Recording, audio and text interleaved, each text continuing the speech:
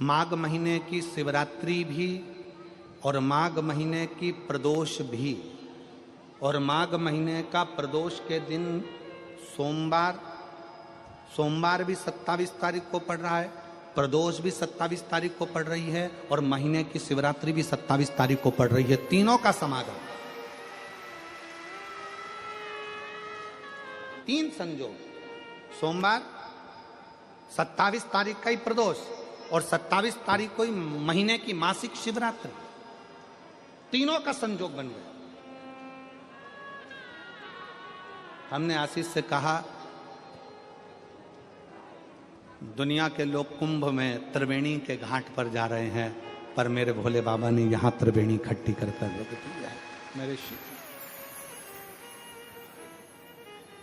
एक निवेदन सभी श्रोता बहन भाइयों से, कथा आस्था चैनल पर जो सुन रहे हैं, फेसबुक यूट्यूब पर जो सुन रहे हैं और पंडाल में बैठकर जो सुन रहे हैं, जिस दिन दिल से हारो ना,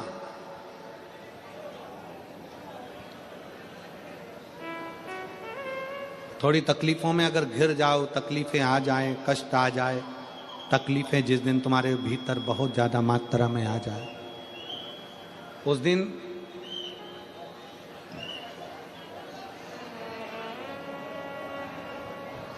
तीन बेलपत्र, एक बेलपत्र में पीला चंदन, बीच वाली पत्ती पर, जिस दिन तुम्हें लगे कि मैं बहुत दुखी चल रही हूं और मेरा काम हो ही नहीं रहा, बहुत तकलीफ की जिंदगी चल रही है, कोई हाथ पकड़ने वाला नहीं है, कोई संभालने वाला नहीं है और बहुत तकलीफ हो रही, बहुत तकलीफ। उस समय पर एक बेलपत्री के बीच वाली पत्ती पर पीला चंदन, दूसरी पत्ती पर लाल चंदन और तीसरी पत्ती पर 11 चावल गीले, पानी में उसको थोड़ा सा भिगो लें या धो लें, 11 चावल गीले शिव जी की उस पत्ती पर रखिए। सबसे पहला पीला चंदन का बेलपत्र, दूसरे नंबर पर लाल चंदन का बेलपत्र, तीसरे नंबर पर जो 11 चावल आपने धोकर रखे हैं वो हाथ की हथेली में रखना है, और हाथ की हथेली में रखकर अपनी कामना कर कर भगवान शंकर से विनय कर कर पंचाक्षर मंत्र नमः शिवाय या षडाक्षर मंत्र ओम नमः शिवाय या श्री शिवाय नमस्तुभ्यम बोलकर उस बेलपत्र पर सीधे हाथ में रखकर उल्टे हाथ का स्पर्श कर कर बाबा से अपने मन के भाव कहकर शंकर के शिवलिंग पर उसे समर्पित कर दीजिए। एक ही लोटा जल, जहां से जल बहता है अशोक सुंदरी वाली जगह, एक ही लोटा जल, जहां से जल बहता है उस जल बहने वाली जगह पर 3 बार उस जल को अपनी कामना कर कर श्री शिवाय नमस्तुभ्यम या पंचाक्षर मंत्र या षडाक्षर मंत्र बोलकर 3 बार उस स्थान पर गिरा दीजिए। गिराने के बाद में बाबा से विनय कर कर अक्षत वाली जो बेलपत्र है, एक बेलपत्र और एक अक्षत उसमें से अपने लिए लेकर आ जाओ। उसको 2 महीना 3 महीना अपने घर में रखिए। जितना भी दुख है धीरे धीरे बाबा समाप्त कर कर खुशियां घर में लेकर आता ही है। दुख समाप्त होगा, खुशियां घर में आएगी जरूर। ये आज जो शंकर के शिवलिंग की आराधना करेगा, पूजन करेगा, उसके घर में 2 देवियां सदा सदा विराजमान रहेंगी। पहली सरस्वती, दूसरे नंबर पर लक्ष्मी उनके घर में सदा विराजमान। सरस्वती और लक्ष्मी।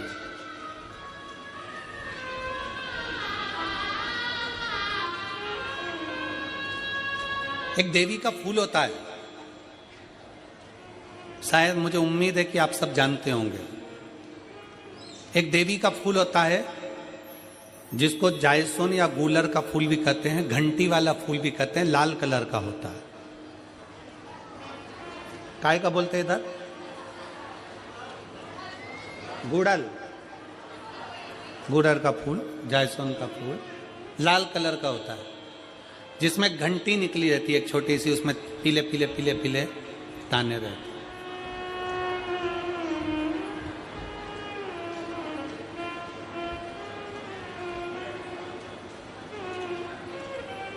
अगर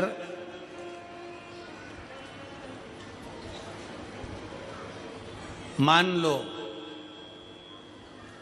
कोई बेटा बेटी, कोई लड़का लड़कियां, कोई बेटा बेटी, नवयुवक बच्चे या बहुएं या कोई अन्य व्यक्ति भी कोई कार्य चालू कर रहा है, मान लो कोई कार्य आप चालू कर रहे हैं, एजुकेशन के लिए बढ़ रहे हैं, या आपने कोई लक्ष्य बनाया है कि मुझे इस कंपटीशन एग्जाम में बैठना है, इस कंपटीशन एग्जाम में बैठना है और मेरा इसमें पास होना जरूरी है, और मैं जो चीज पढ़ती हूं ना मैं भूल जाती हूं, मैं अध्ययन करता हूं और भूल जाता हूं। कई माताएं भी ऐसी हैं 40, 45, 50 साल, 60 साल की हो गई, 60, 70 साल की हो रही हैं, कई बार कह देती मेरी याददाश्त ठीक नहीं है, मैं कोई सामान रखती हूं भूल जाती हूं, मेरी याददाश्त में नहीं रहती। कोई भाई भाई लोग कह देते हैं मेरी याददाश्त में नहीं रहता, भूल जाता हूं। कोई कहकर गया मुझसे बात कर लेना और मैं भूल गया कि मेरे को उससे बात करना था। कई बार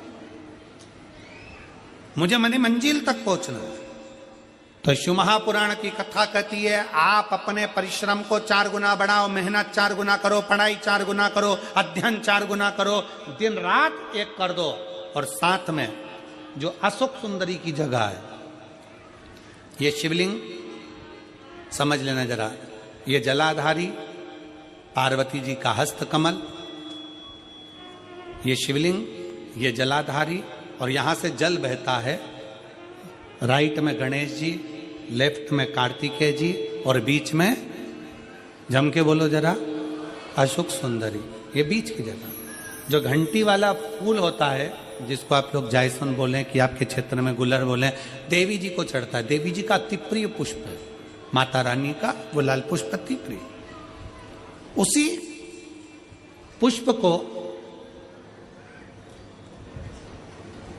ये बेलपत्र की जो डंडी होती है, बेलपत्र की जो डंडी का भाग होता है, उस घंटी का भाग उसी डंडी की ओर होना चाहिए।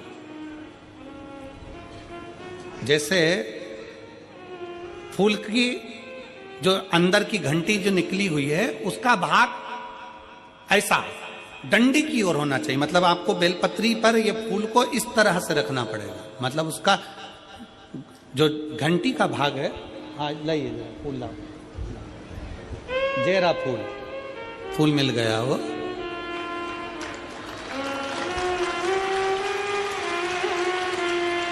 फूल मिल गया। भारत में फूल जल्दी मिल भी जाता है,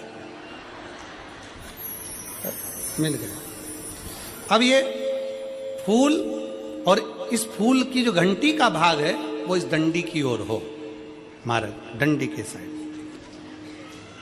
अपनी कामना कर कर, अपना नाम और गोत्र का स्मरण कर कर, शिव जी से अपने मन का भाव बोलकर इस फूल को और इस बेलपत्र को 12 महीने शिवरात्रि पड़ती है। किसी भी शिवरात्रि पर अशोक सुंदरी वाली जगह पर, शंकर के शिवलिंग की ओर जो अशोक सुंदरी की जगह है, वहां पर डंडी और घंटी का मुख शिवलिंग की ओर होते हुए उस बेलपत्र को समर्पित करो। कब करना है? पहले 1 लोटा जल समर्पित कर कर, फिर ये बेलपत्र अपनी कामना कर कर, बाबा से विनय कर कर, बाबा मेरा ये कंपटीशन एग्जाम है, मैं पढ़ूंगी, 4 गुना मेहनत करो, अध्ययन करो, अच्छी पढ़ाई करो, दिल से पढ़ो, रात दिन एक कर दो, और 1 घंटी का पुष्प, 1 बेलपत्र, जब तक तुम्हारा एग्जाम ना आए, 4 महीना, 5 महीना, 3 महीना, प्रत्येक शिवरात्रि, हर महीने शिवरात्रि आती है, प्रत्येक शिवरात्रि पर समर्पित करो। आप अपने लक्ष्य तक पहुंचोगे ही, कोई रोक नहीं सकता। आप अपने लक्ष्य तक, अपनी मंजिल तक पहुंचे ही जाओगे। बोल बम का नारा है। बेटा बेटियों का विवाह नहीं होता, उन बेटा बेटियों के लिए मान लो अगर कोई ग्रह ऐसे हो गए कि भाई संबंध टूट गया और संबंध टूटने के बाद तलाक हो गया, होने के बाद दूसरा विवाह ही नहीं हो रहा, संबंध टूटने के बाद मंगल विवाह दूसरा हो ही नहीं रहा, तो प्रयास करिएगा। माँ जगतजननी जगदम्बा का हाथ इस तरह से रहता है, अपने दर्शन करेंगे पार्वती मैया के शिव मंदिर में, तो पार्वती जी का हस्त कमल शंकर जी की साक्षी में हमेशा बंधा हुआ रहता है, शिव की साक्षी में।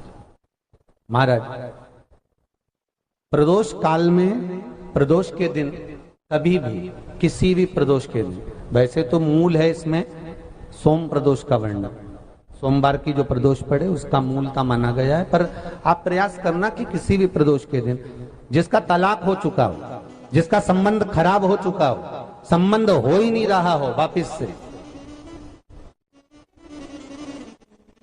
सोम प्रदोष के दिन जहां मां जगतजननी का हस्त कमल बंधा रहता है और शंकर भगवान का शिवलिंग है। आप लोगों ने कथा सुनी होगी कि सबसे पहली यज्ञोपवीत संस्कार, सबसे पहला यज्ञोपवीत संस्कार किसका हुआ था और किसने किया था? महाराज सबसे पहला यज्ञोपवीत माता ललिता देवी ने भगवान शंकर को यज्ञोपवीत धारण करवाया था।